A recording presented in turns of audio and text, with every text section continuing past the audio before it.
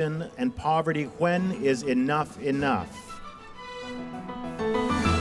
We are broadcasting live from the courtyard outside the Woodwards building in Vancouver's Downtown Eastside, and we would like to acknowledge that this event is taking place on the unceded territory of the Musqueam, Squamish, and Tsleil-Waututh peoples. I'm Stephen Quinn from CBC Radio 1's The Early Edition, and I am here with my colleagues from CBC Vancouver News at 6, Anita Bath and Mike Colleen, and we are here to listen to you today. You can hear this special broadcast across the province of British Columbia on CBC Radio 1 and on the free CBC Listen app. You can see us on the CBC Gem app and on your local CBC Facebook page. To begin this afternoon, poet Justin Percival is with us with a piece that he wrote for today.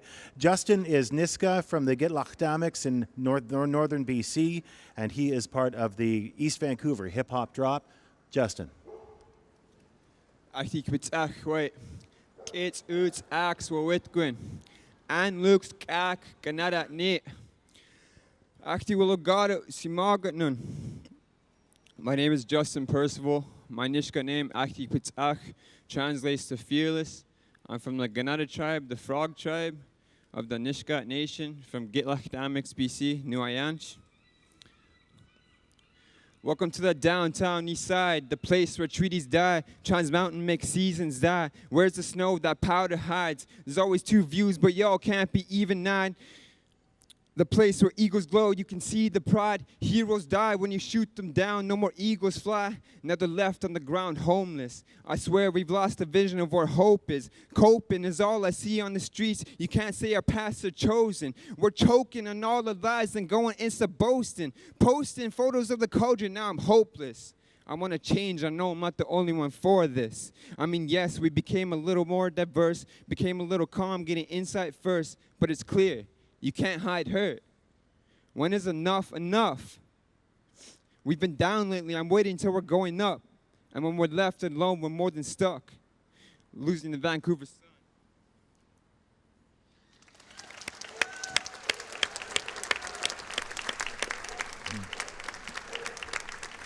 Thank you, Justin. Justin Percival. We are here to talk about issues that hurt all communities right across BC: drugs, addiction, overdoses, and loved ones who die early, the cost of housing, homelessness, wages, income disparity, and welfare rates, and despair, the shortage of mental health treatment and trauma.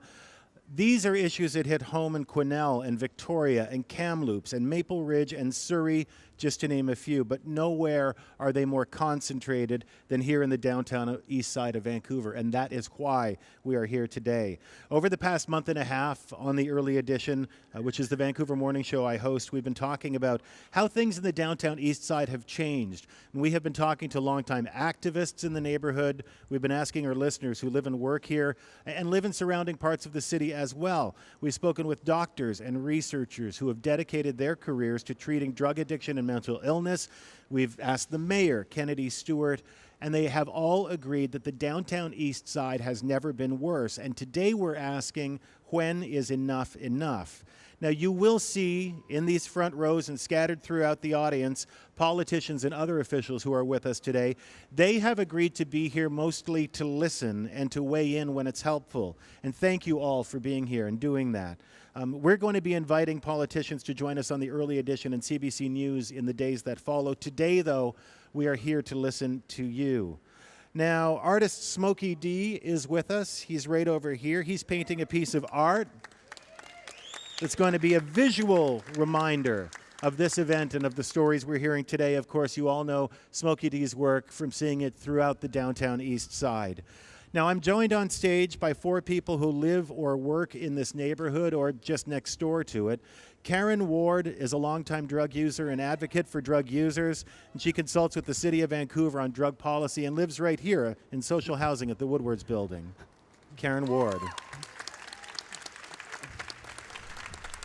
Robin Ryder is an Indigenous activist who has lived in the downtown east side her whole life, currently in a shelter. She co-chairs the board of directors for the Downtown Eastside Women's Center and runs a support group for families dealing with child welfare. She is Blackfoot from Siksika Nation, Alberta. Please welcome Robin Ryder. Fred Ma is the president of the Chinatown Society Heritage Building Association. He has been a volunteer in Chinatown for the past 5 decades. Please welcome Fred Ma. And Brandon Grossuti is the owner and operator of Pigeon Restaurant. 6 years ago when he opened, his restaurant was the target of anti-gentrification protests. He's here with us today as well. Please welcome Brandon Grossuti. And thank you all for being here today. Just a few questions off the top. Karen, where were you, or how did you get to the point where you finally said enough is enough? I think it was in my conversations with people that I see every day, people who have been, people in the neighborhood who have been through some things. They've seen some stuff. They've been down here a long time, and in our talk, people were asking, what has happened? Everything's just falling apart. And then when someone, an Indigenous elder, a woman who's been in the neighborhood longer than, forever, looked at me and said, people don't care anymore. At first, it's crushing, but we were also standing over on Hastings, right by where the street market is today, below the beautiful giant, the mural, the Healing Quilt, which was completed on August 31st, 2017. And it has a quote from Bud Osborne on it. And it says, there's no one to care if you do not care. And that's addressed to us in the neighborhood, much more so, I think, than it is to people outside, to the fictional them. It's to us. If we can't care, there's nothing that holds us together anymore. And I just thought about that for a long time. It kept, people who, when people here come and say, what happened? No one cares anymore. Everything's broken. This feeling of collapsing in on itself. It's been a lot. It's been a lot to bear. And we've only become more isolated. And people have become so ground down, I think, by the hard work, the increasingly difficult work of survival, that we've lost what we hold most dear, is our ability to take care of each other. And I think it's crushing, but I think it can't help but be true. We've lost so many people. When you have a social network, a mutual aid network, really, an informal network of people you see and say hi to every day, and those are the chains that connect us all. And then, 300 people die in a year in that network. It's very small. Those connections are lost because they're gone. And we can't, this whole experience, and it's because of poverty. It's because of the ongoing crush of poverty and isolation, not necessarily from each other, but from the world, really. And it's become so difficult, and those connections that we had have been broken, and connection it's all we had. So we can't pretend that we were taking care of each other. It was like trying to tread water in a tsunami. We couldn't. This has been a profound and serious massacre. We just need to acknowledge that, and we need to change how we respond. We continue to respond because this cannot continue like this.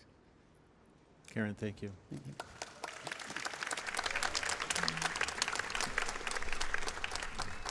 Brandon, for you, you have long surpassed the point where enough is enough. Tell me why that is.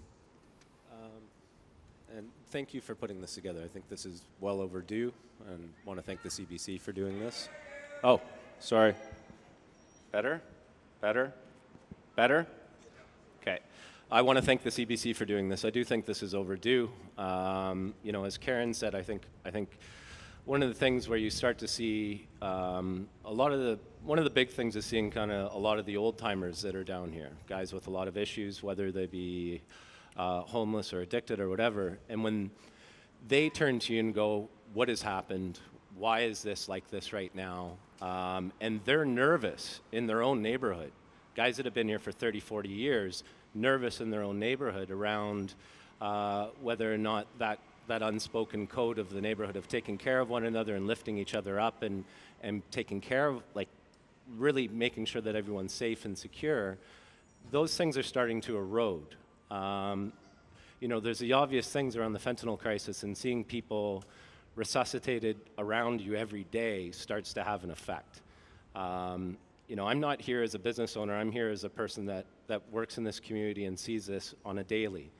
And when I continue to see politicians of all stripes, whether they be in opposition or in power, or they be municipal, federal, or provincial, and they all sit there and point fingers at one another saying, well, we can't do this because this person's stopping us from doing this, or this person's stopping doing this. You have to take responsibility for this. It is your job to take care of the most vulnerable in our communities, in our city, in our province, in our country. And if you're not doing that, how many more people have to die? How many more people have to be homeless? How many more people have to be in fights on the street? Things are degrading to the point that, you know, I used to always feel, an old adage, many people in the neighborhood would say, I feel more safe in the Downtown Eastside than I do walking Granville Street on a Friday night. We've heard a lot of that. And longtime residents, that we would always say that. That was always the modus operandi, or not modus operandi, but the thing that we would always say. And as of late, things are unpredictable. The drugs are unpredictable. The psychosis is unpredictable. The things in which people have to deal with on a daily basis because they're just trying to make it through the day. This is turning into a strange bit of anarchy in the neighborhood. And so from all sides, whether or not you're vulnerable or you're a business owner or you're a resident or whatever that is, we need to come together. We either take a look back and see what we've done wrong and what we've done right. If we have no plan or we have a lack of plan, start instituting the plans that were once there, such as the Vancouver Agreement. You know, things need to change, and we need action now, or this is just going to continue down this slippery slope. So that's why I'm here. Brendan, thank you. Thank you for being here. Rob and Ryder, for you, what does that question, enough is enough, or when is enough and enough, what does that mean for you? Can you hear me? Mm-hmm. Okay, so what I see is, you know, I really feel that policies need to start changing. The system is doing exactly what it's designed to. It's here to keep us oppressed. When is enough going to be enough? We need these politicians to really start changing the policies and making changes within the system, because that's the only way we're going to really be able to help each other get out of this deep trench that we're in. We're all so deeply traumatized, and there's not enough people out there to help and to support with everything that's going on within the communities. And, you know, I see mothers out there struggling. I'm a struggling single mother. There's no housing. Like, when are we going to start building more housing units at affordable rates?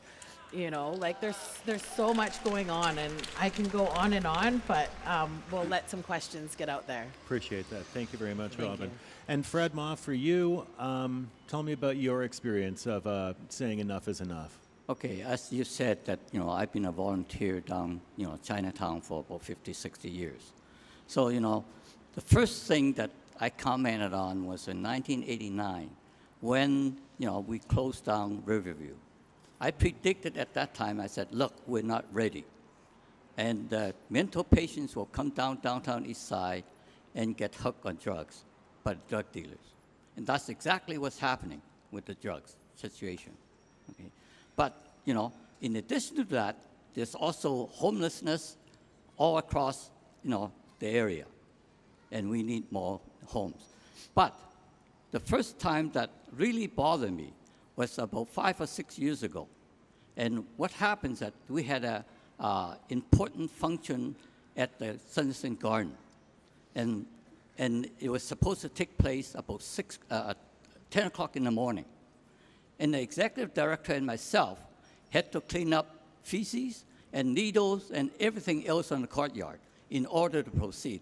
And that's the time that I really bothered me. I said, look, I'm a volunteer. I don't need to do this, but I continue to volunteer. Many of you do not see this.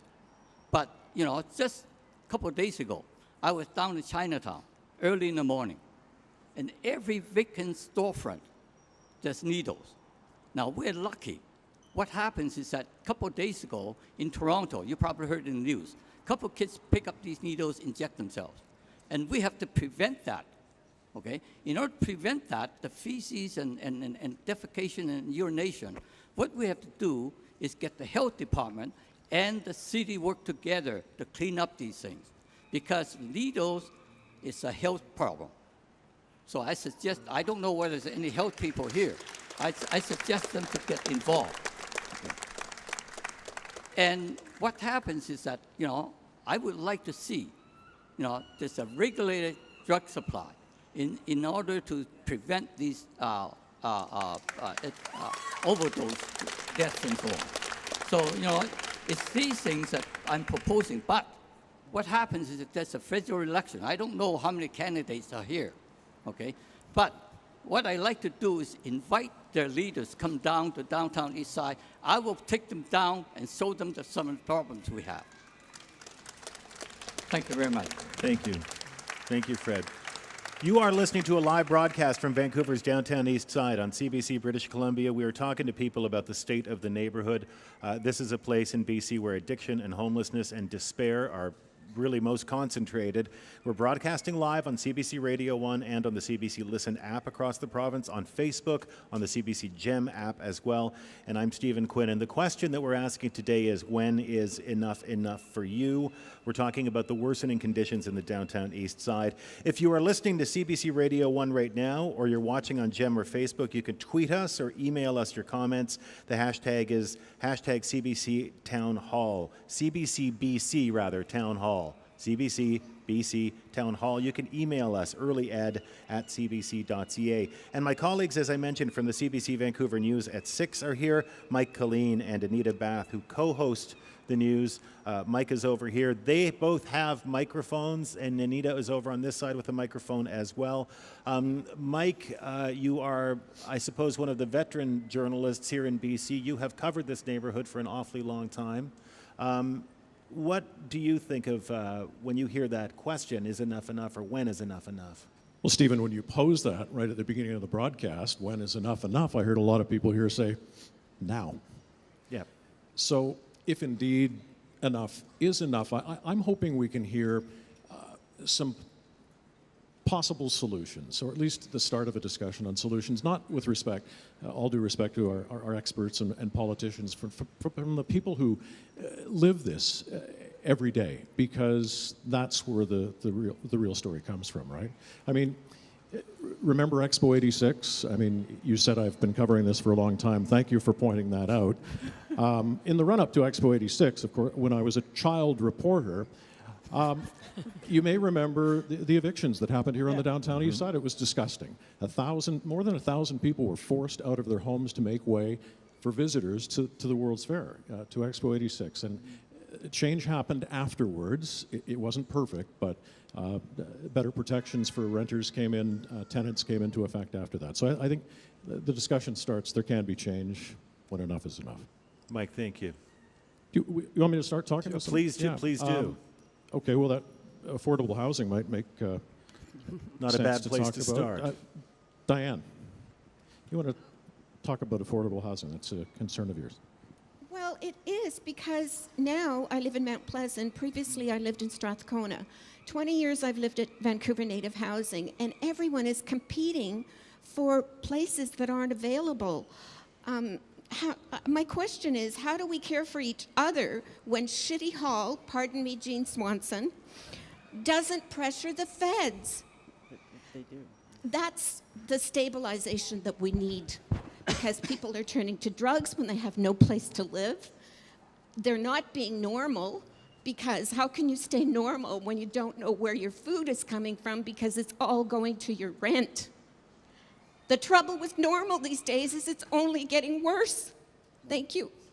Thank you, Diane. Anybody want to tackle that? Thanks, Mike. Is there anyone on our panel here who would like to tackle that? Right in front of you, I see Jenny Kwan is here, Mike. She's the federal member of parliament for this neighborhood. Jenny. Well, thank you very much. I absolutely agree the need for affordable housing is critical. Our community has suffered, frankly, and I would say that this is across the country as well. We'll all remember that back in 1993, the federal government canceled the National Affordable Housing Program. As a result of that, this country lost more than 500,000 units of affordable housing or co-op housing that would otherwise have been built. So imagine what our communities would look like today if we had that housing stock. So that said, what do we do about it now? So we do have the federal government who's announced a national affordable housing program. The problem of that program, of course, is that the money won't flow, the vast majority of that money won't flow until after this election, and even at that, a significant portion of that money won't actually go to the community until 2024. So it's a long ways, right? And what we need is housing now. And so we do need, I think, all three levels of government working together. The federal government flowing the money now, and to get that housing developed, and to work with the province, and the province is working hard with respect to that with BC Housing, and with the city. The city has offered, from what I understand, land as well, and to also fast track the zoning, and so let's get that housing built. I've called for example, in Oppenheimer Park, for emergency funding so that we can actually get the people outside of tents into modular housing units and build that comprehensive housing needs to meet the needs of the community. So, there are things that we can do, and absolutely, we need all three levels of government working together. Jenny Kwan, thank you. Thank you very much. Thank you, Mike.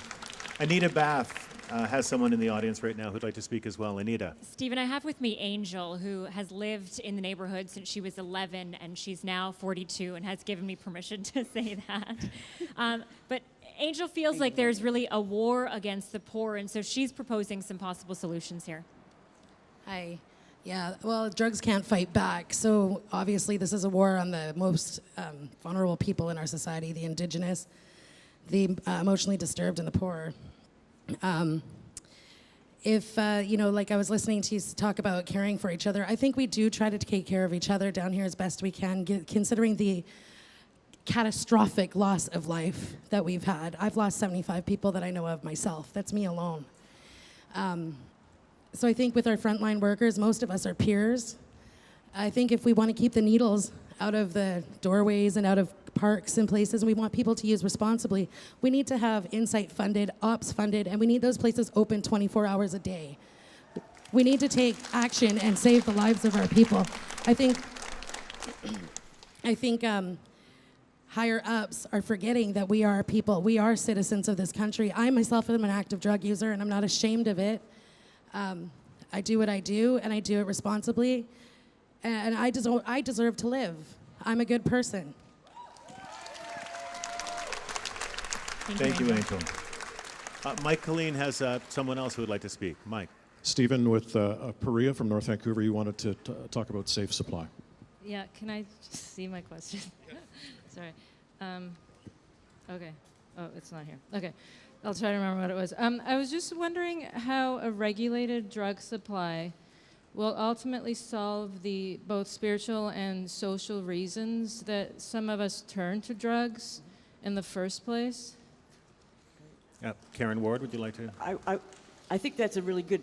First of all, one of the necessary motivations for safe supply, first of all, is because it is the most direct and will be the most effective poverty reduction intervention imaginable in the neighborhood, in the province, in the city, in the country. If we can take the morality out of and the judgment out of which drugs are drugs, which drugs are bad, as if they have an inherently evil quality, which is to say we purchase them on the street from unknown sources, and which drugs are good for you, which drugs are medicine, which drugs are sanctioned, which drugs are prescribed, which is to say co-managed. This judgment is it's based in race, it's based in class, it's based in colonial extraction. These are resources that have been extracted. Now, what the trench you said, which is perfect. The trench that we're in, it's like that. We've been down so long, it looks like up to me. It's not an income gap. It's a cliff. It's not a slope. It's a chasm. The way that people have adapted to survive it's like a grind. It's a constant assault on your basic humanity and dignity. This doesn't make anything better. So whatever kind of motivations, the drugs, whatever form, are a solution to a problem, just not a very good one. There's always another way that's much more difficult to get at those problems, and those are often individual. But what we're dealing with right now is structural, social, and ultimately political. So the first thing that I would say that we need to talk about healing, it's all of us. It's not an individual problem at all. So when we're talking about, hey, if someone's sick, they need to go out, they're going to go. Well, every moment there's something in the back. Everyone knows I might go die. I don't know. We'll see what happens. I don't know. Whatever. That is not acceptable. That is destroy. That if you're, that's why I say I'm very concerned about the public in public health, because this is something that we're constantly doing all the time to each other, and it's a choice. So safe supply is really much more for non-drug users, because we cannot keep doing this to each other and call ourselves any kind of decent people at all. So,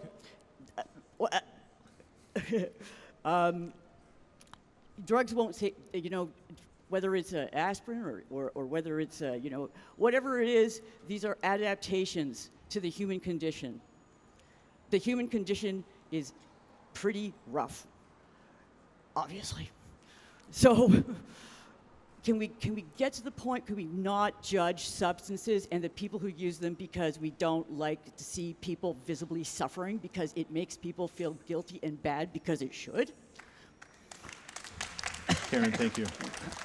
Anita Bath has another person in our audience. Anita. Stephen, we have Colin here who has a question. So I'm not sure if this is something for the panel or maybe for some of the politicians in the audience. It's for anybody in the panel, of course, to answer. But I guess the question is about the nature of this humanitarian crisis, which seems to be acknowledged here as this slow-moving disaster. I'm here with my 15-year-old daughter, and nothing's changed in her lifetime. In fact, of course, it's gotten worse. But a person dies every day on the Downtown Eastside. But we all want something to change now, but we've acknowledged the policy issues, the political issues, the structural issues. When it came to the campfire that destroyed Paradise in California last year, they accepted humanitarian aid from other countries to try and deal with that slow-moving disaster. We have one that's happening daily, monthly, yearly. When do we throw up our hands? I mean, unless there is a solution that can start happening now to save lives, when is it appropriate for us to throw up our hands and say, we need help? Because I feel like we do need help, or else what's the excuse? So over to the politicians. Anybody here like to tackle that? Hoodlin. Jean, are you there? Chris is there. Chris. Who we got? Chris, yeah.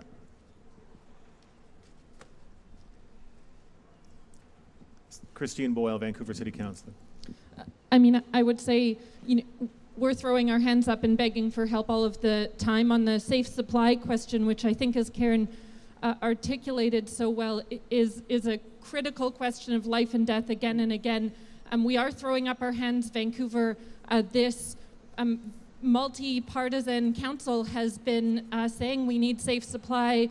If we're not getting it from the feds, if we're not getting it from the province, then I think it's something that we need to do as a local government, as a health authority, as a citizen, as residents in this city. It's our moral responsibility. That's right. And so we need to figure out, we can and do beg all the time. We desperately need housing funding from the province, from the feds, to get at this housing emergency that we're faced with, and we plead and beg, and also we can't just pass the buck. We, as a local government, are responsible for zoning and land use, and we need to use those very powerful tools to make sure.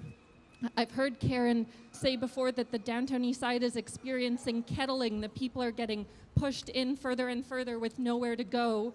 And so we need to create affordable shelter rate housing across the city and not just also protected in this neighborhood and elsewhere. The problem of inequality, I will just finish by saying the problem of inequality is not just about great poverty, but also about great wealth. And so we need to look at both pieces of that spectrum in how we come about solutions. Thank you. Robin Ryder would like to say a few words. Yeah, I would like to say a few words. Like, I just don't know any other way to put this, but maybe we're in this trauma and entrenched in all of this because maybe we're all living in a lie. Like, maybe what does reconciliation mean without an action behind it? Maybe we need to bring more Indigenous cultures, the longhouse, sweat lodges, a lot more stuff like that. And then maybe when we start living as one in a community, then maybe we can all start healing together. But that's where the real healing is going to come from. We need more than just reconciliation. We need action behind it. And this is what I want to say. Thank you. Robin, thank you. Anita Bath, you've got someone with you there. Yeah, we talk about reconciliation. Chris here has done a lot of work in that, and he has a question specifically for Jenny Kwan. Or any federal authority. So my question is a long one. Can we embrace a First Nations or low-income wellness strategy to open a granting process for poor or First Nations to get land for housing? Federal grants for housing and for collateral, and to get housing into places. So in the citywide, we could rezone areas that are open and give those people give those areas to people that are poor. Thank you very much for that question. And Mike Colleen is making his way to Jenny Kwan, the Member of Parliament for the area. Mike? Well, thank you very much for that question. Absolutely. I mean, government has the authority to make these decisions. And what is required, of course, is the political will. When we talk about reconciliation, it's more than words, and you have to match the actions, right? And the actions has to be real and be on the ground. So in the situation where we're talking about the fentanyl crisis, I can't help but to think back when we had the H1N1 virus, right? The country, we had about, 430 people died from that virus, and the country actually declared a national health emergency. Here we have a fentanyl crisis, and Karen was talking about relationships being broken, people dying each and every day. And it's not just in the Downtown Eastside, it's across this country. Yet we still don't have a national health emergency. Why is that? And on the issue around, on the issue around judgment, oh, please, right? We're talking about people, lives, and this is, in a way, humanitarian crisis. But the thing is that we have some of the solutions within our grasp. And all we need is the political will to do it, and we need all three levels of government doing it. Christine Boyle from the city shouldn't be begging to the federal government to actually enact safe supply. This can happen. The health authorities can kick that in and make it happen. We need to stop criminalizing people who are users and clearly and distinctively look at the drug addiction issue as a health issue. There are experts here, not me, because I'm not an expert in this field. I saw Mark Tyndall here somewhere in the crowd, experts here who can offer those solutions. Let's get on with it, with all three levels of government, with the community, and let's save lives, and let's actually bring safety and health back to our communities. Thank you, Ms. Kwan. We do have Mark Tyndall, and I want to get to him in just a moment. Right now, Anita's with someone else. Anita. I have Chrissy here, and Chrissy is a part-time park liaison at Oppenheimer Park, and she has a question directly for the mayor. We're just asking him, and would like to start by just acknowledging that we're on the unceded Indigenous territories of the Squamish, the Musqueam, and the Tsleil-Waututh nations, and thank them for allowing us to all be visitors on their territory. We really thank the Parks Board for making an amazing decision yesterday to have a conversation and true consultation with Indigenous and homeless Canadians in Oppenheimer Park.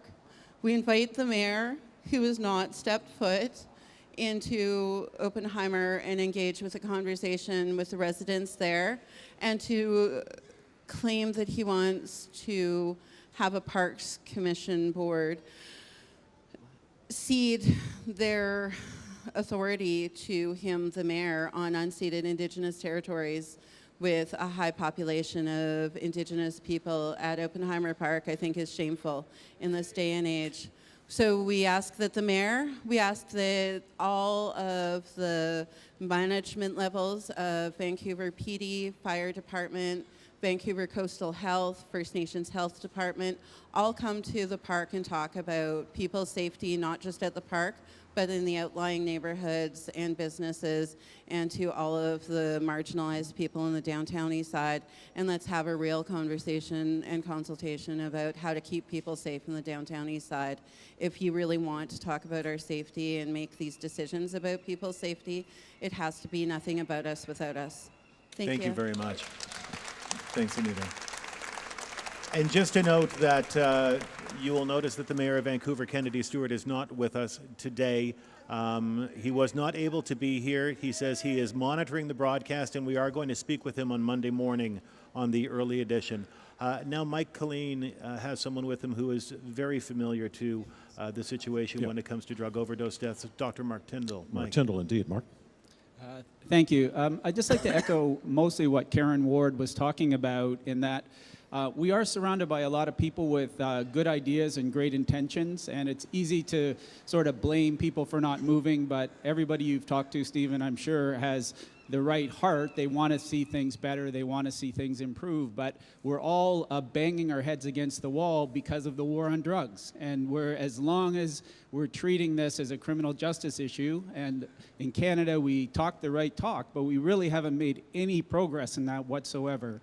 And the safe supply idea really came up, that why should people be buying deadly drugs in an alley when we can supply them with safer drugs? It makes so much sense, but the real benefit to that is allowing people to wake up in the morning and go get their drugs without being on a 24/7 hustle, which causes all the public nuisance that the other gentleman was talking about, that puts people in a grind that they just can't get out of, that a lot of people who make some progress end up in jail. I mean, we just treat people so poorly.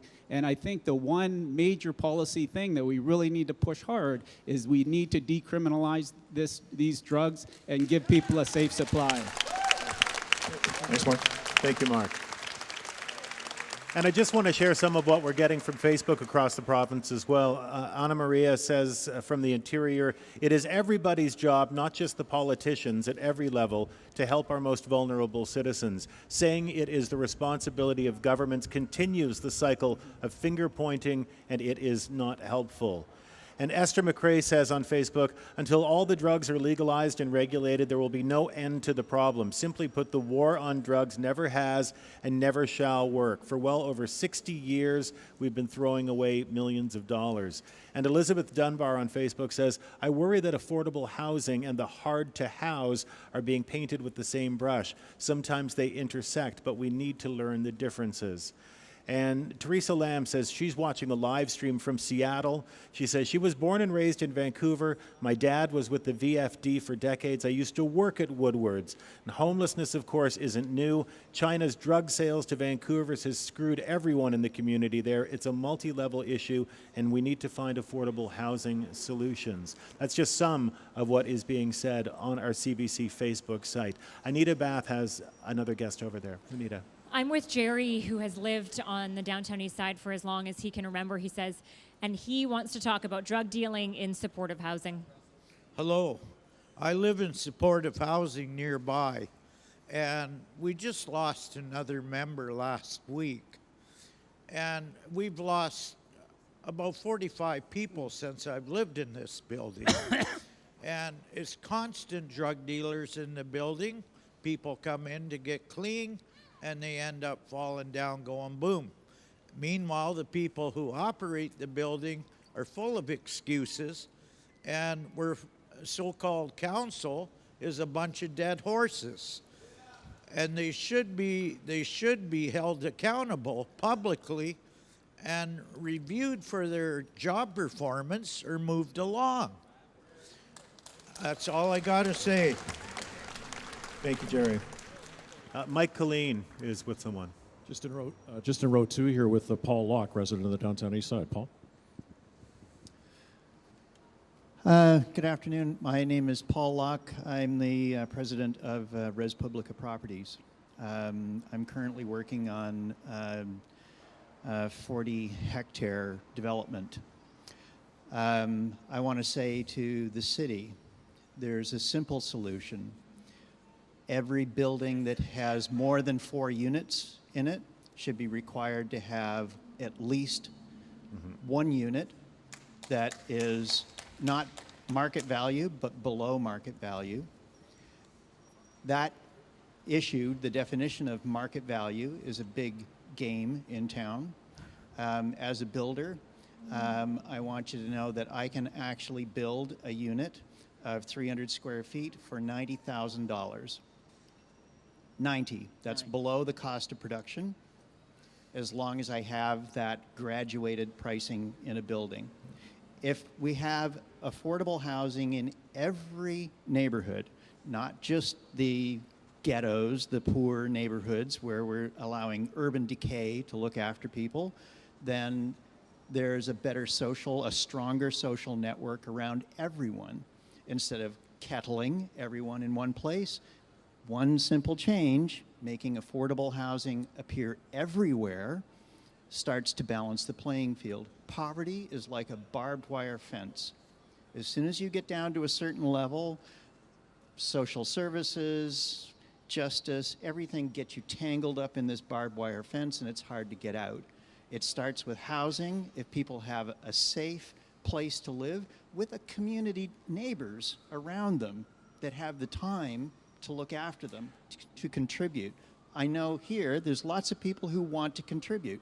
If there's folks in your neighborhood who need a little bit of help, you give them some help. But instead of putting everybody in one neighborhood, if they're spread all over the city, the burden's easy for everyone to share. Right now, we look at the federal government to hand out money, or the provincial government or whatever, and we build things in the most expensive way possible. We can actually do it cheaper if we spread it out for everyone. I appreciate those comments. Thank you very much. I will just remind our radio audience that we are broadcasting across the province of British Columbia right now from the Woodwards building in Vancouver's Downtown Eastside. I'm Stephen Quinn. This is a public town hall that we're holding. You can hear us on CBC Radio 1 on the CBC Listen app. You can watch us on the CBC Gem app or on Facebook. We are asking, when is enough enough? How have the worsening conditions in the Downtown Eastside affected you? Of course, this is not an issue that's exclusive to the Downtown Eastside. This is happening in communities across the province. Drug use, overdoses, homelessness, poverty, income disparity. It touches all parts of this province. Anita Bath and Mike Colleen are with us this afternoon from CBC Vancouver News at 6, and they have been taking your audience questions. And again, we have a very large live audience here at Woodwards in downtown Vancouver, and very glad to see that this afternoon. Anita, you've got someone with you there. I'm here with Parveen, who lives a block away from the Woodwards building. So, from somebody who lives in the neighborhood, I want to ask this question to those who are entrenched in the community.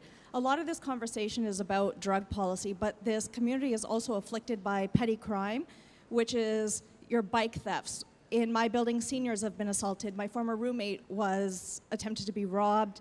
And there's other issues that are costing our nonprofit housing providers money, our apartment buildings, and our condos a lot of money in repairs. So for those that live in the community and are entrenched within the communities that could be committing these crimes, what would you recommend that be done to address this petty crime issue? Safe supply. Safe supply. Safe supply. So if people are getting what they, we're in the drug supply is so contaminated right now. It's like we're literally drowning in poison. Okay, so in order to get out of this situation, we need to introduce safe supply. This is not, and I want to say it's not rocket surgery. This is I'm writing a prescription for and that's very, we don't need to make it so complicated. We need doctors to be supported by authorities in their health, and then in cities. Doctors can start, clinics can start, people can start and do this. We need to break this whole cycle of doing whatever people need to do to get that $10, that $20, whatever, and going on that all day long indefinitely, losing the sense of time, being trapped out of time and continuing to do that until you drop. And nothing else matters, because there's nothing else there's no other choices. That's the source of petty crime. It's both the fact that it's because it's not just that the drugs are criminalized, it's that our entire lives are criminalized. And it's the sectioning off from the social contract, or whatever the hell, you're outside of that, and you will forever be outside of that. So safe supply, in fact, increases your safety. It increases everyone's economic security, and it does, in its own sense, decriminalize drugs, because it's co-managed instead of extorted. It decommodifies substances, actually. And by removing the profit motive, that's how we got here in the first place. I'm just going to back up for 1 second. 1 second about poverty in this, if I could. Okay. For a very long time in the province, there was a government that was in government for a very long time, and you maybe have heard people say, "Oh, we got to raise the rates."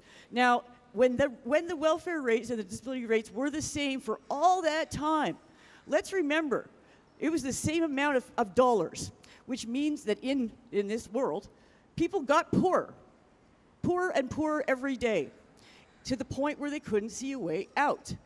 And they couldn't find ways to get jobs, because that's where they were down. Everybody around them, what were people doing in Vancouver? Speculating on property, flipping property, turning housing into a commodity. People needed to continue, everything got more expensive around us, the cost of living increased. People wanted to improve their lives. The most profitable thing, the most profitable option available was synthetic opioids. Thanks, Karen. Brandon Grossuti, your thoughts on, because you are a person who works in the neighborhood, and your thoughts on what you see when it comes to the sort of disorder, the petty crime, what our last speaker just talked about from our audience. I see both sides. I mean, I see people that are longtime residents that are vulnerable, and I see longtime residents that are not vulnerable and come from more privilege than those that are on the streets, and both are at odds. And because of the inaction on policy, whether it be on drugs, on decriminalization, safe supply, I think that's a huge thing. And I do see various levels of government, I think on your show not so long ago, doing this. So federal MPs saying that, no, we've given Crosstown the ability to do everything it needs to do to give a legal supply, and then the province saying, no, they haven't. And so it sits in limbo. When it comes to what's happening on the street, I mean, with impunity for 3 years, there's been a bike chop shop in Pigeon Park with impunity. I have seen, on a Friday, Saturday night, I've seen hundreds of bikes go through there.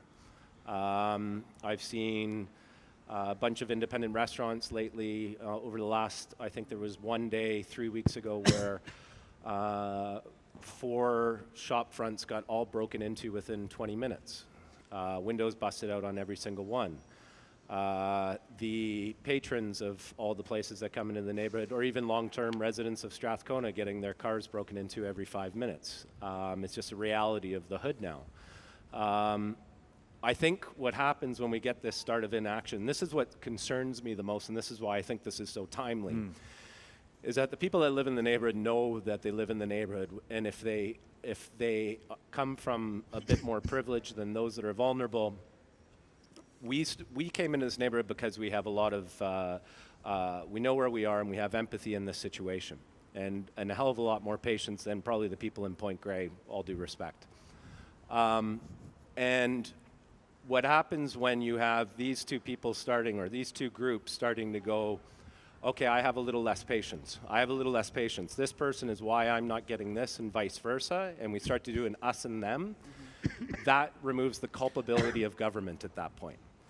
And that's truly where it turns into an us and them argument. The culpability is right with government. I've heard the same things from various levels of government, all due respect, like on, this, especially in this neighborhood, whether it be a councillor, an MLA, or an MP, in whatever way that they've traversed that, they say the same things all the way, the neighborhood stays the same or gets worse. Brandon, thank you. We've got about just 4 minutes before we get to our break at the top of the hour. A reminder to you that we'll be continuing this until 1:30 this afternoon, but we will take a break for news at the top of the hour. I just want to pick up on something that's being said online, and this is from Tammy Battersby from Grand Forks, who says on Facebook, "We need to create a climate of kindness instead of a climate of hate. Our province is riddled with cities that have similar needs in regard to housing, mental health, and addiction. What are the other common denominators? Lack of housing, outdated zoning, red tape, lack of compassion, education. How about exploring the common denominators in countries that have overcome the hurdles we now face? We need to duplicate what has already worked in other countries."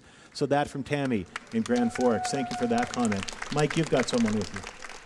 Thank you, Stephen. With Edgar Rossetti, artist. Rossetti, you've been quite vocal over here. We just got a couple of seconds before the 1 o'clock news. What's on your mind? Yeah, I got 60 seconds. I'll make this short and sweet. First, I'll pay homage to the Coast Salish, break tobacco for them, but walk on their territory. Okay. First of all, the City of Vancouver and PPD got to be made accountable for the people that walk over and turn over every day. The realtors need to be held accountable for the housing crisis that's on this we're doing now, because the realtors, it's all in their park. Right? The realtors need to be held accountable. I mean, the real estate agents. Yeah, the real estate agents, because all the cards are in their deck, right? And opiates, they got the Portland Enablement Society and all those other societies. They're enabling people instead of helping them give them tools so they can help themselves. Stay busy, like you teach them how to stop using, and they can stop enabling them to we're people, we're not job security. We're fucking human beings. Yeah. I'll just a reminder at this point that... but I was blunt force trauma to the head, 8 inches, stabbed. I've been shot with a BB gun 18 times. The VPD knows about these incidents, and they will not do nothing about it because I'm native on native territory. Thanks for your comments, Edgar. Thank you very much. And just a reminder that we are being broadcast live across the province on CBC Radio and on Facebook and on CBC Gem as well. We've got about 2 minutes before we get to the break. Robin, can you talk about, that brings up the issue of gentrification. We've heard Karen talk about how the neighborhood is being kettled as the pressure comes in from all sides. In the short time we have left, what impact is that having? Well, the impact with gentrification, it impacts everybody all over. Something that I've really noticed myself is the impact it has on families. There's no family housing units out there. There's so much real estate going up, but there's only 1 and 2 bedrooms. So many families are being affected. And, you talk about the trauma, and a little bit with the trauma is, there's so much crisis going on. So many people are traumatized, especially Indigenous people from the residential schools. And then coming from the residential schools impacts intergenerational survivors. And our children are being taken in the process, and that leaves us homeless, out on the streets, self-medicating, and once we finally do get our children back, there's no adequate housing for our kids. There's nowhere for us to go. We're stuck in shelters because there's no place big enough for us. So yeah, I just wanted to talk about that a little bit. Thank you. Robin, thank you. We are going to head to the break, and do stay with us. We will continue our conversation about the Downtown Eastside from the Downtown Eastside, and in our final half hour, we're going to talk more about solutions. We've got a live audience with us outside the Woodwards building. Thank you all so much for being here. And if you're listening live on CBC Radio 1 or watching on the CBC Gem app or Facebook, you can join in. How are addiction, homelessness, and mental illness affecting your community? When is enough for you? You don't have to be in Vancouver to participate. You can participate from anywhere across the province. The hashtag is CBCBC Town Hall. You can email us, earlyed@cbc.ca. Radio listeners, stay with us. We'll be right back after the news.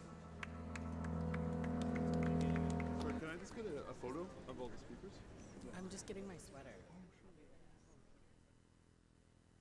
All right.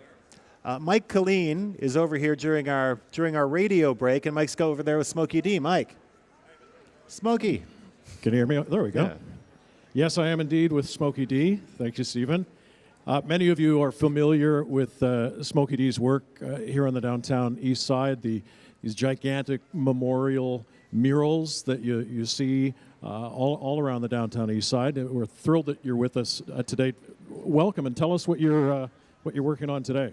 I'm just doing a picture of a guy from the neighborhood that's just trying to, the needle problem and the fentanyl problem and so forth, right?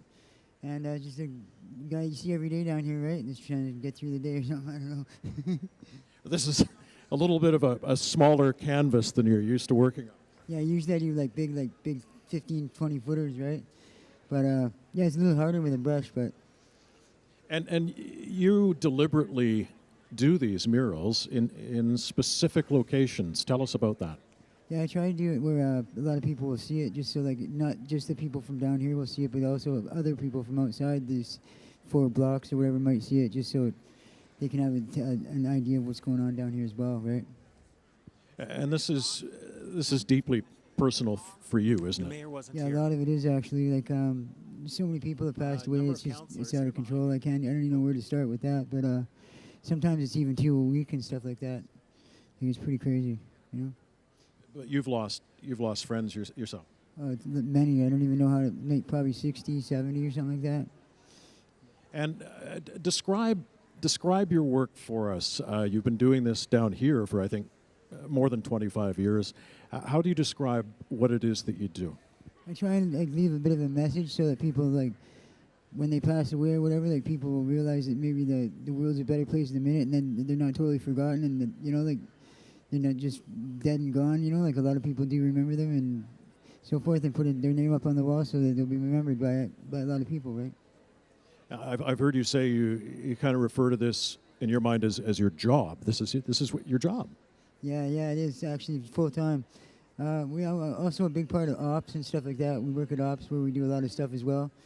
And I've actually done quite a lot of pieces. Like this last year or two, I've done a lot of BBC News, stuff like that. I've been on different magazines and stuff like that. It's actually getting a lot more widespread, which is good.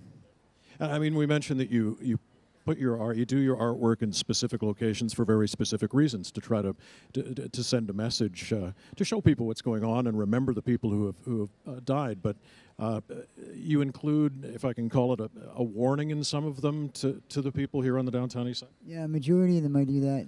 Just give a little message just before they might get high or whatever. They might just try and think of what's going on or what they're doing, and maybe think twice about getting high by themselves or so forth, right? Because that's how a big percentage of people pass away these days, is by getting high by themselves, right? When was it the worst? I mean, it's terrible now, but you went through that horrible period a few years ago. Yeah, actually, it's kind of smoothed out a bit now. It's actually a lot of my people are listening, and a lot of my people are paying attention, because it takes the streets actually to be a part of it, and they can't just rely on everybody else to do it, right? So a lot of people, it's not quite as bad as it used to be. I think about a year and a half ago was at its peak. All right, and let me just ask you, as we wrap up here, you've heard a lot of the discussion that's been going on. What's your sense of the situation right now on the Downtown Eastside? I agree with a lot of it. I agree with the parts where the people themselves have to take the responsibility and go forth and pay attention and do what it takes to stay alive. They can't just rely on Narcan and everything else. They got to get responsible as well. They got to pull their socks up and get it together as well, because you can't just put the blame on somebody else, right? Well, we love your work. Thank you so much for being here with us today, Smokey D. Thank you very much. I'm glad for having me. Smokey D, everybody. Let's have a big hand for him and make sure you come by and check out what he's working on here today. Okay, I'd like to encourage everybody to come back to their seats as we want to resume the radio broadcast, and we'll get going here just in a couple of seconds. Stephen?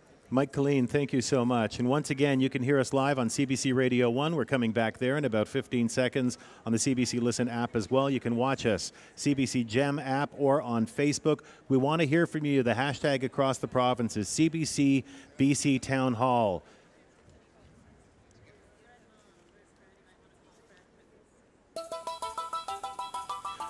Well, welcome back, CBC Radio 1 listeners, and thanks for being here on the CBC Gem app as well, on Facebook. And here in our audience, outside the Woodwards building in Vancouver's Downtown Eastside, this is a special CBC Town Hall about the state of this community, about how things are getting worse, not just here, but across the province. In all communities struggling with addiction and overdose deaths and homelessness and untreated mental illness. As we begin this last half hour of our broadcast today, we have poet Justin Percival with us here. Hey, Justin, you've got a reading for us? Yeah. My busking cousin couldn't even remember my name. We aren't family. Get out of my way. Yeah, so much for movements ending the pain. We need action, but our voices just don't have a say. How come the poor can never feel safe? There's always an expectation no one can make.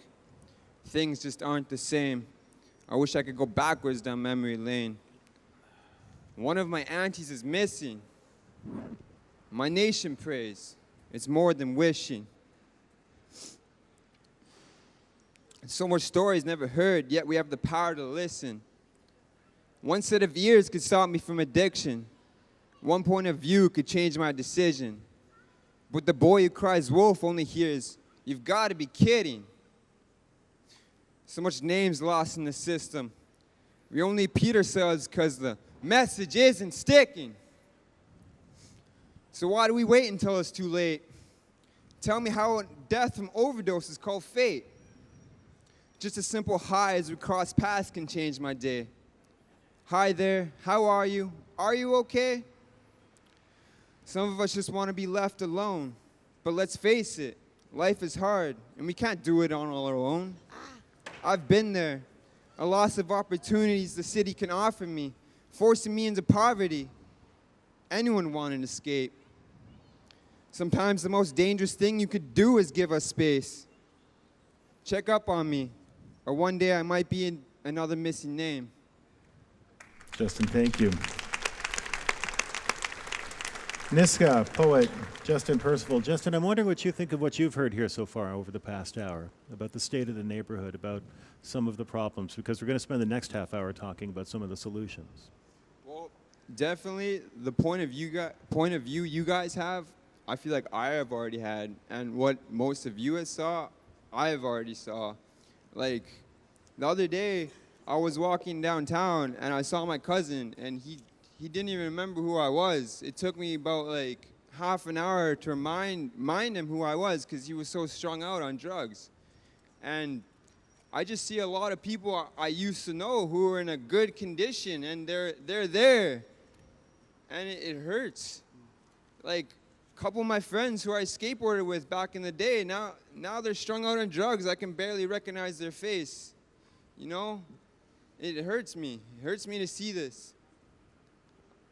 Justin, thank you. I think Justin is echoing what a lot of people in this neighborhood. Justin Percival, thank you so much. I will introduce our panel one more time as we get into our last half hour. Karen Ward, longtime drug user and advocate for drug users. Robin Ryder, Indigenous activist who has lived in the Downtown Eastside her whole life. Fred Ma, the president of the Chinatown Society Heritage Building Association. Brandon Grossuti, as well, is the owner and operator of Pigeon Restaurant. And Fred, I'm interested in hearing your perspective in what you have heard so far as somebody who has volunteered in a neighboring community in Chinatown right next door to the Downtown Eastside over the past 5 decades. Tell me what you think about what you have heard so far. Well, so far what I've heard is that, one major problem is homelessness. The other one is drug addiction, but overdose and fentanyl effects and so on. And, in order to resolve some of these problems, what we have to do is to get the three levels of government working together. But not only the government people, I'm talking politicians, but also the civil servants who tend to work on stovepipes. They don't talk to each other. And what happens is that I pointed out earlier, and the needles, for instance, the health people say, oh, it's a city problem, they should clean it up. But is it a health problem? I think it is. Because, as I pointed out a couple of days ago, not Montreal, but Toronto already had a couple of children injected themselves with needles they pick up on the street. So we're fortunate we have not had cases like that yet, but it may happen here as well.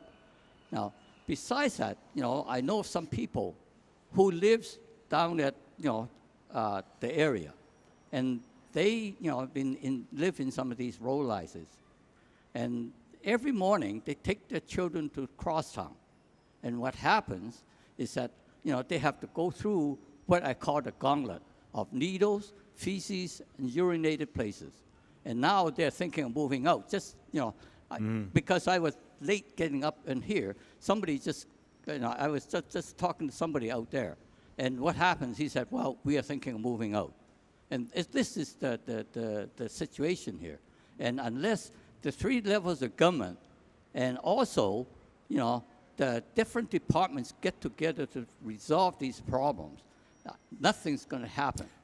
Thank you very much. Fred, thank you. I do want to get to some questions from the audience as well, and we are hearing a lot about the three levels of government today, and the lack of coordination or lack of working together by those levels of government. I want to get to Anita Bath, who is in the audience with someone. Anita. Stephen, a lot of heartbreaking stories today about loss, and Erica Grant is with me now. She has one as well and a possible solution. Hi, my name is Erica Grant. I am from the Nisga'a Nation, and I am so overly proud of Justin for the poem he wrote. And that, we need to encourage our young people here. We need to encourage them because this is the world they're living in right now. And sorry, I'm sorry. Let her go, babe. I'm sorry. No. I work as an activist in the Downtown Eastside. I'm an advocate, and one of the guys that lives in my building just got evicted on September 21st, and he died. He died yesterday on the street. I care for these people. That's why I work for them. That's why I do what I do. I do what I do because I love them. They're human beings. They're human beings, and they need their voices heard. They need homes. They need for you to love them. They need for you to love them. I am from the Nisga'a Nation. I was not always down here. I don't use drugs. And I used to judge them too. But when you get to know them, you get to know their story. You get to know where they're coming from. Then maybe you can judge them, but you're not God. You're not God. You can't judge them. They're hurting. They've had stuff happen in their lives. They've had a lot of fucking trauma. Everybody on the street. I work as a mental health worker for Carnegie. And I hear a lot of goddamn stories, and none of them are pretty. Erica, thank you so much for sharing all of that with us. We really appreciate it.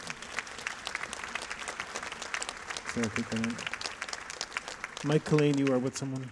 Yeah, no easy answers, no easy solutions. Allison is a social worker here on the Downtown Eastside. You've got some interesting perspective. I do, yeah. So I've only been working here for 5 years. It's been an incredible 5 years. And in that time, I saw some beautiful new housing open up, and a lot of people go and live in that housing, and the expectation was that their lives were going to be perfect and wonderful after that. And that didn't happen, and those people were blamed for not succeeding in this beautiful new housing. And so we need a safe supply. We need safe places for people to live. We need reasons for them to get up in the morning. Once we get that safe supply and those beautiful places to live, what are we going to do to support them to live this life, this new life that they have? Because, as we may have just seen, probably 100% of the people down here have PTSD. We need treatment and support for people to live in this life that they're in. They are beautiful, resourceful, strong, incredible, resilient human beings living in this community, and we need to turn out for them. Thank you. Thank you so much. Anita. I'm here with Delana, who has a question specifically for Constable Steve Addison right there.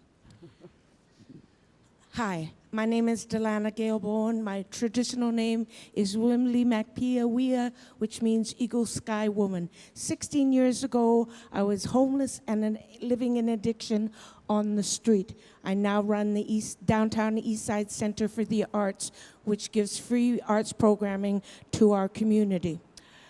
About 2 months ago, I had a meeting in my office with 2 of the officers that patrol the Downtown Eastside, and we talked about what was happening in regards to the police and the community.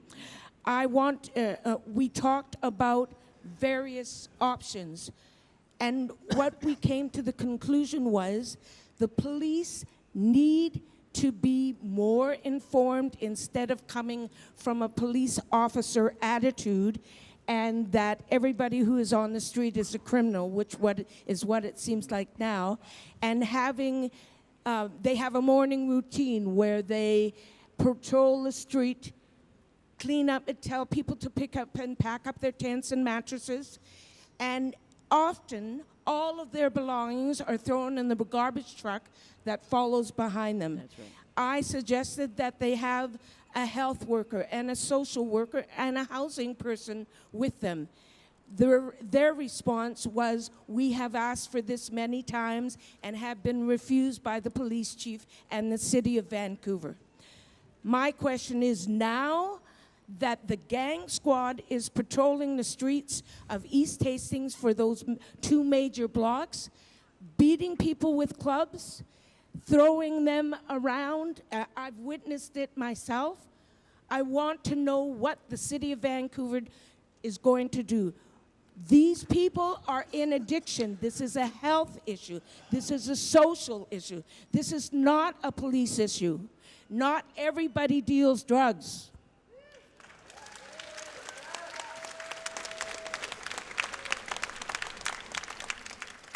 Vancouver Police Constable Steve Addison is here along with Mike Colleen. Okay, thank you for that. You're right. This is not just a police issue. This is a health issue. This is a social issue. We have our specific role to play in this community, and that's what we try to do. Down in the Downtown East Side, we have a number of police officers who are dedicated to working here. We have four teams of officers that primarily conduct foot patrols in the street. And you're right, I worked down here myself from the time I was a brand new police officer right out of the police academy back in 2006 when this building was just a hole in the ground. And our role is very dynamic. We try to be part of the community. We try to get to know people. I've walked down the street, and you're right, in the morning, we wake people up. We make sure that they're okay. We check on people. We try to combat violent crime, deal with the predatory, non-addicted drug dealers who are moving dangerous drugs into the city and forcing vulnerable, poor residents to traffic those drugs and take on all the risk that goes along with trafficking those drugs. It's a complicated role that we play, but I want you to know we care about this community, we care about everybody in this community, and we're doing our part, we're trying to do our part, to make life a little better for a lot of people who live here who have not had an easy go of it. And we need more dialogue like this. This forum is an amazing place to start. It's you talking to me. It's all of us talking together, because I don't have all the answers. Nobody here has all the answers.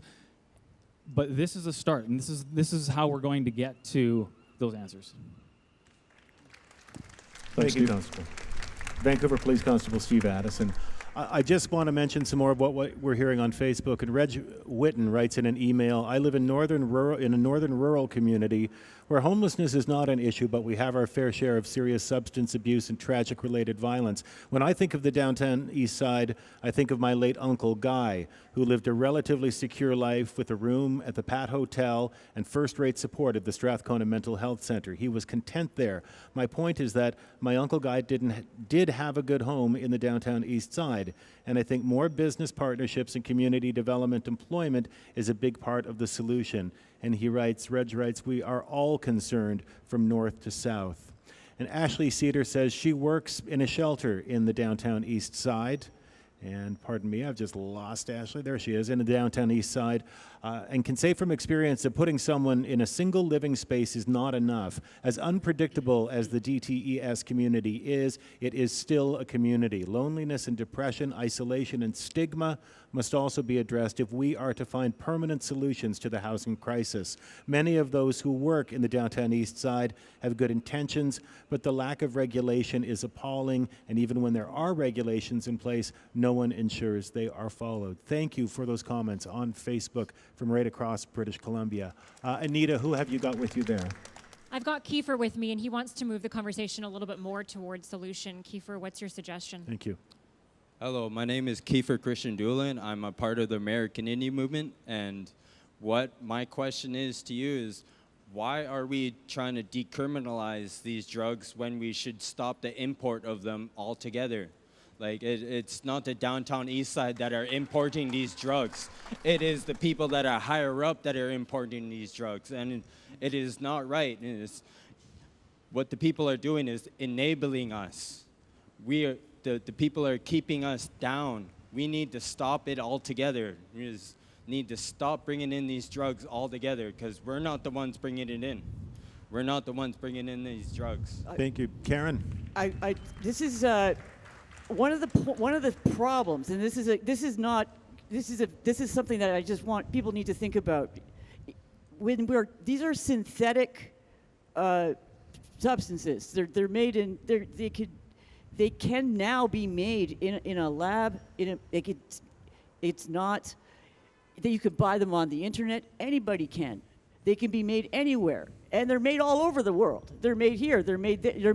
There's no source. It's not like we're importing, stuff that was derived from a poppy, or from a psychoactive plant, and we're not doing that anymore. They're chemically created.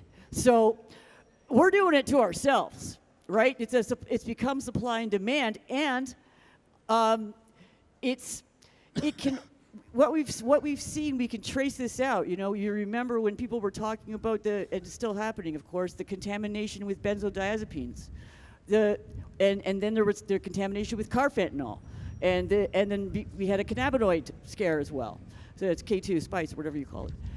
It's only going to get worse. This is like the under the kitchen sink version of poison, and you can't. It's like it's like the killer is inside the house. It's not that there's no them, and that's true. I think in terms of government authorities, in terms of we feel this all the time. You know this too.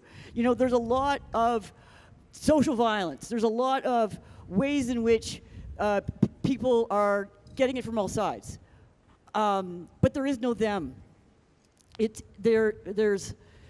all of us, and it's an embedded system. So it's if we were to say somehow put a dome on it, and we'll just stop drugs anywhere they can't come in, they're gone. Just well, people would really be sick, and it would be really messed up, because then it would be like